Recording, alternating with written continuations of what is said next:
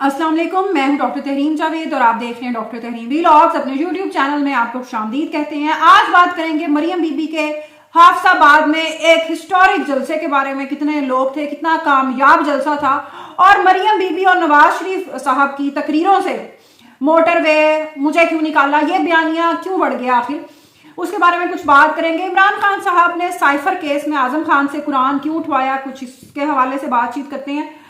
इसके अलावा जो एक अहम मौजू आजकल सोशल मीडिया पर जो बहुत ज्यादा हमारी आवाम इस बात में सरगर्म है कि ईरान के साथ पाकिस्तान का आखिर क्या नया मसला बन गया, उसके बारे में कुछ बात करते हैं। सबसे पहले तो चलते हैं हाफसाबाद और मरियम बीबी और नवाज शरीफ साहब। अच्छा, नवाज शरीफ साहब ने जबकि वो पाकिस्तान वापस आए हैं या लाए गए हैं, वो आपकी मर्जी है कि आप तहरीक इंसाफ की तरफ खड़े हैं तो आप समझेंगे कि लाए गए हैं, तो ये आपकी अपनी मर्जी है। तो नवाज शरीफ साहब ने वतन वापसी के बाद ये एक जो उनका जब आए थे 21 अक्टूबर के बाद, ये उन्होंने एक पहला अपना जलसा किया और उसमें वही तकरीरें जो पिछले मेरा ख्याल है 15-20 साल से हम सुन रहे हैं कि अगर मेरी हुकूमत को घर ना भेजा जाता तो पाकिस्तान इस वक्त शायद अमेरिका बन गया होता, और मोटरवे हमने बना दी, हमने ये कर दिया। अच्छा, हाफसाबाद में भी कहते मैंने मोटरवे बना दी थी।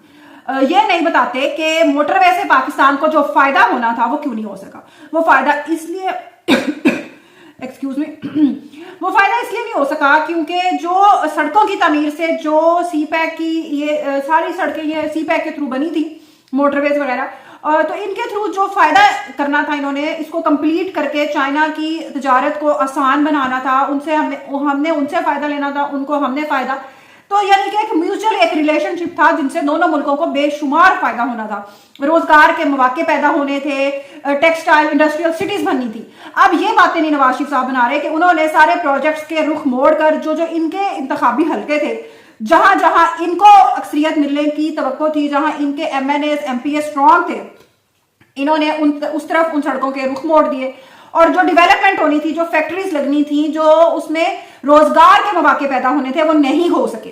तो अब इन सड़कों का पाकिस्तान को क्या फायदा हुआ? आपने इलाज जाकर इन सड़कों पर करवाना है या आपके बच्चों ने तालीम इन सड़कों पर हासिल करनी है, ये बात नहीं बताते।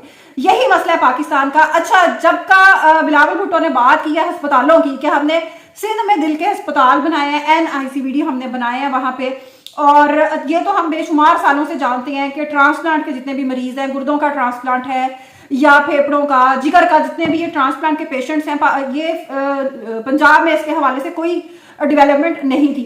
एक नुमाइशी इदारा अब पिछले साल से थोड़ा सा फंक्शनल हुआ है, PKLI, लेकिन वहां पे भी इलाज मुफ्त नहीं है। अच्छा, और वो एक पंजाब की आबादी के हिसाब से देखें और सिंध की आबादी, मतलब इट्स अ मैसिव डिफरेंस। तो इस बयानिया को अब मरियम बीबी ने भी अडॉप्ट कर लिया और अब मरियम बीबी कहती हैं कि हम मुफ्त बिजली भी देंगे और अब हम अस्पताल बनाएंगे। यानी जो जमात पिछले 30-40 साल से डायरेक्ट या इनडायरेक्ट तौर पर पंजाब में हुकूमत में है, वो कहती है कि अब हमने अस्पताल बनाने हैं।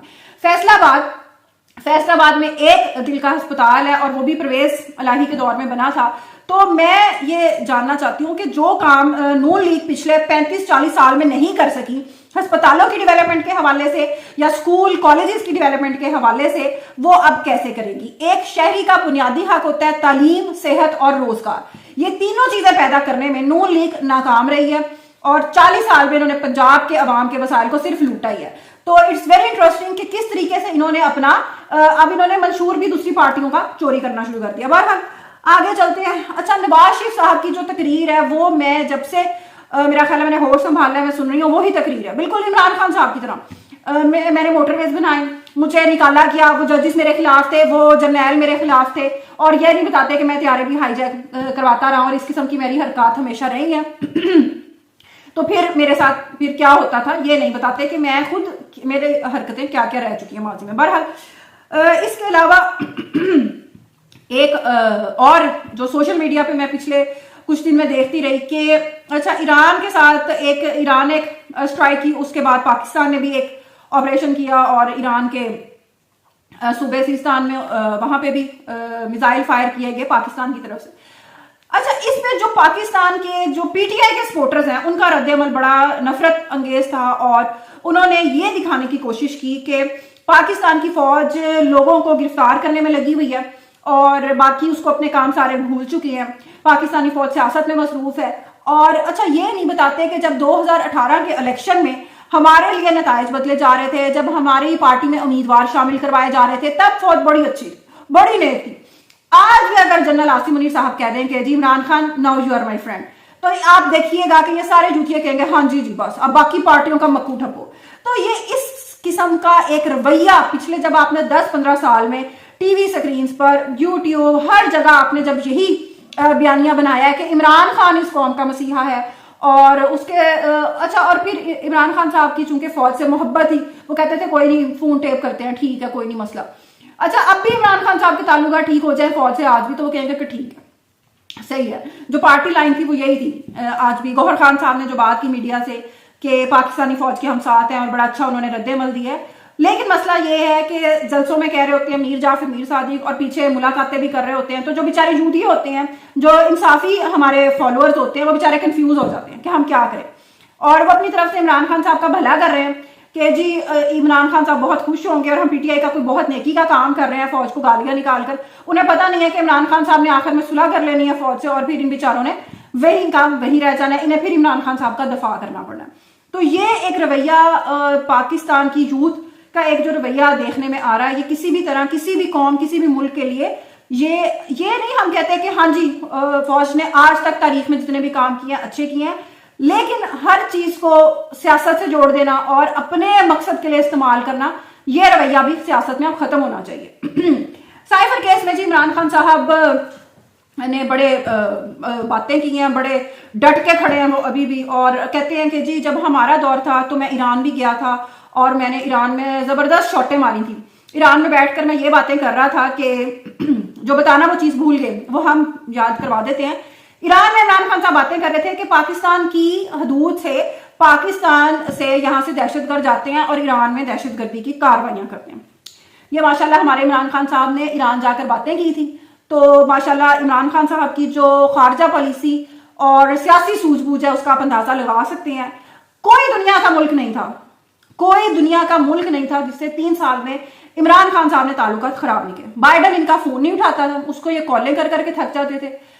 इंडिया के साथ अभिनंदन वाला मामला हुआ, इंडिया के साथ इन्होंने कश्मीर का जब मामला किया ट्रंप के साथ, और पाकिस्तान आकर कहते हैं कि मैं इतना खुश हूं कि लगता है मैंने एक वर्ल्ड कप जीत लिया, और कश्मीर पाकिस्तान के हाथ से चला गया। और उसके बाद पाकिस्तान ने क्या रद्द-ए-अमल दिया कि हम 2-2 घंटे हमने जुमे को खड़ा होना शुरू कर दिया जुमे की नमाज के बाद। तो माशाल्लाह ये हमारे रद्द-ए-अमल होते थे और ये हमारी खारजा पॉलिसी थी। अफगानिस्तान के साथ जो हमने किया, वहां एक मुंतखब हुकूमत थी, वहां एक इंसानियत, एक कह लें एक मुआशरा मौजूद था। अमेरिकन जब गए तो वहां पे हमारी माशाल्लाह जो इमरान खान साहब के सिपा सलार थे उस वक्त, और जिनके साथ वो सर्दियां गुजारना चाहते थे, जनरल फैज साहब, वो जाते हैं और काबुल में चाय पीते हैं और कहते हैं कि एवरीथिंग विल बी ओके। और पाकिस्तान अभी तक ओके ही नहीं हो पा रहा, क्योंकि डॉलर स्मगलिंग और अफगानिस्तान को सहारा देने के लिए पाकिस्तान की इकोनॉमी का जो बेड़ा गर्क हुआ है वो आज तक ठीक नहीं हो सका। तो ये जो सारे हमारे हमसाए हैं, अच्छा चाइना के साथ हमारे क्या पॉलिसी थी, चाइना के साथ हमारी, उनके साथ भी हमने इट कुत्ते का हमने बैर डाला हुआ था। तो पाकिस्तान के जितने भी हमसाए थे इमरान खान साहब के दौर में माशाल्लाह सबके साथ हमारे बहुत अच्छे ताल्लुकात थे। और जो सऊदी MBS शहजादा मोहम्मद बिन सुलेमान साहब थे, उन्होंने जहाज के पायलट को कहा था कि ये जो बंदा गालियां दे रहा है बैठकर मुझे, तो और हमारी हुकूमत और बाकी सब लोगों को अब्यूज कर रहा है ये बैठकर, तो इसको तुमने ना समंदर में फेंक कर आ जाना। तो ये माशाल्लाह हमारी फॉरेन पॉलिसी थी, और किस तरीके से लोगों के माइंड्स को मैनिपुलेट किया गया कि वाह इमरान खान आज होता ना तो क्या बात होती, इमरान खान आज होता ना तो कुछ भी ना होता, पाकिस्तान शायद दुनिया की तारीख में मौजूद ही ना होता। इंशाल्लाह कल मिलेंगे एक नए व्लॉग के साथ। अल्लाह हाफिज।